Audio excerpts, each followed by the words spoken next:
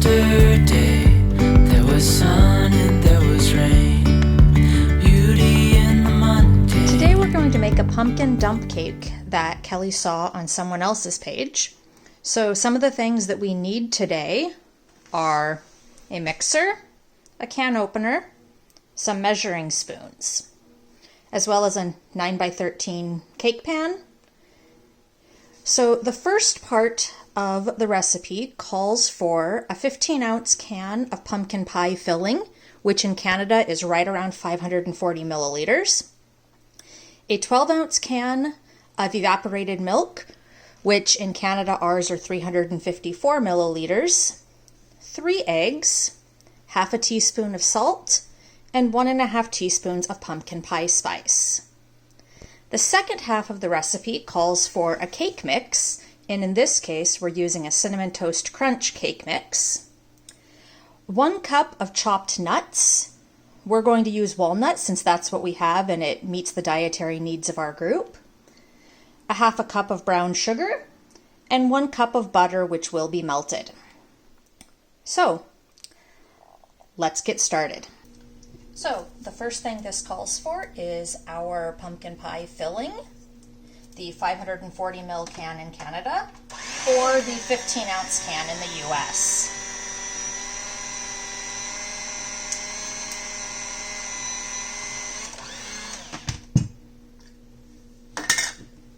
So go ahead and scoop that tasty pumpkin pie filling into your mixing pan.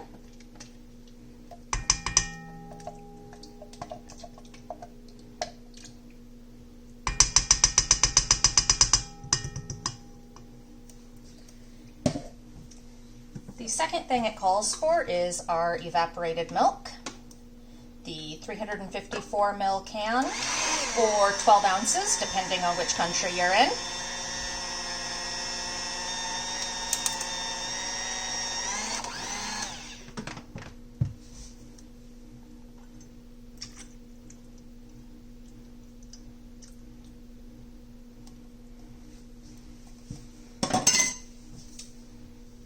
The next thing it calls for is 3 eggs,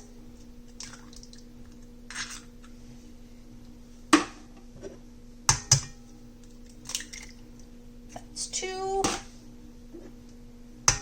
and our third, and then it calls for 1.5 cups of granulated sugar.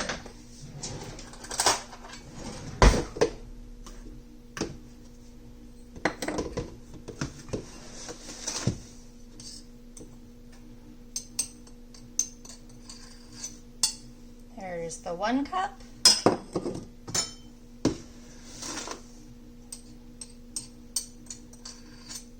And there's the 1/2 cup. Go ahead and keep your 1/2 cup measuring cup around because you'll need that for the brown sugar later.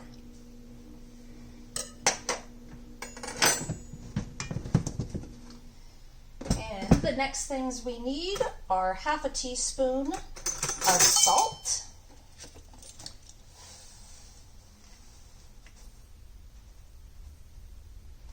There's our 1/2 teaspoon of salt, and then 1.5 teaspoons of pumpkin pie spice. Let's see if my measuring spoon fits in here. It does today. I'm using the 1/2 teaspoon and I will just do 3 of them to make life easier while only dirtying 1 spoon. There is my 1.5 teaspoons of pumpkin pie spice. And once you have that all in your mixing pan, I'm going to put on my beater blade. Looks like I may need to scrape off my spoon or my spatula since I should have pulled it out a little bit sooner. And that's okay.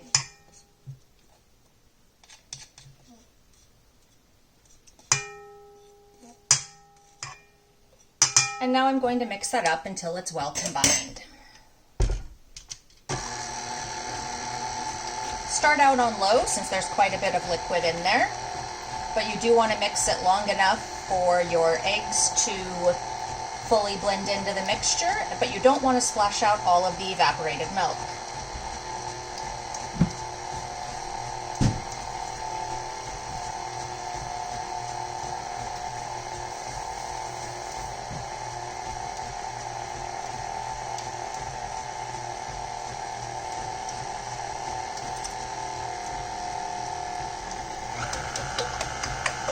Yep, it looks like this is one you will want to stay on your lowest settings from the beginning.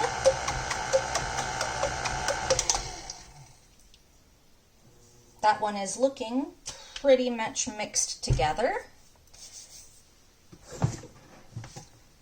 Since we are done with our can opener, I can move it out of the way. And then we're going to take our 9x13 cake pan. After removing our beater blade, we'll set that into the sink for now and grab a clean spatula. So I'm going to take this pan off here and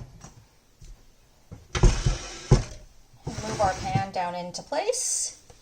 And then I'm going to take this yummy mixture and place it in my cake pan.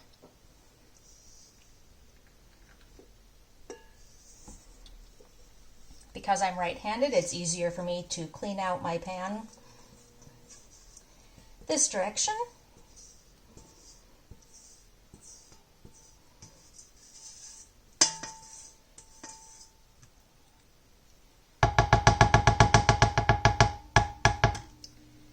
And there is our mixture in the pan. So I'm going to set this aside and readjust where we're at, and I'll be back in just a minute. So here we are for the second half of this recipe. So we have our liquid ingredients right in here. The first thing that we need to do is take our cake mix and sprinkle it evenly across the entire mixture. We happen to be using the Cinnamon Toast Crunch cake, but you can mix your flavors however you wish. So try some of these out. Figure out what might work for you and your family. Make sure you get up into the corners there.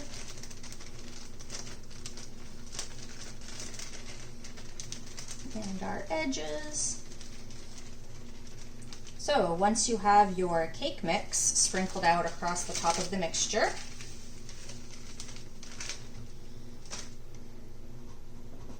the next thing we need to sprinkle evenly across the top is whatever nut product you are using. So for us is going to be about a cup of walnuts,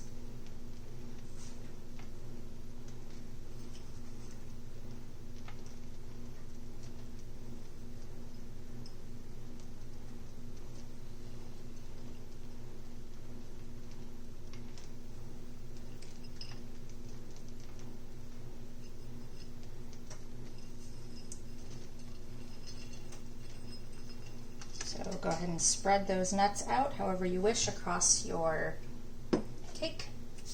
Now you can see we have the cake mix and the nuts on here. And then the next thing we're going to do is sprinkle our brown sugar across the top of this mixture as well. So if you happen to have packed your half cup of brown sugar, this would be a good opportunity to pour it into a separate dish and make sure it's not packed down, because you're going to want to be able to spread it across your cake. And brown sugar, as it is, it likes to clump up in places. I'm trying to get some out there and it's just not cooperating very well.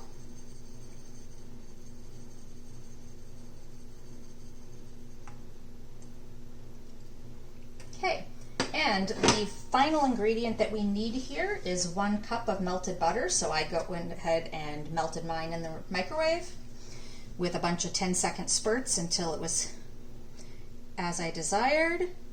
And then you're going to spread it across the entire cake. And it looks like I have a little bit of butter that didn't fully melt, but it should be fine. And spread it evenly across the top of your entire cake, making sure you pay attention to, don't neglect the sides or the corners.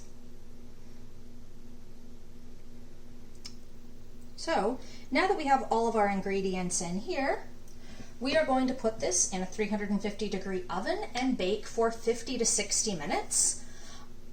Since I've never done this before, I'm going to assume that I'm looking for a toothpick inserted to come out clean when it is finished.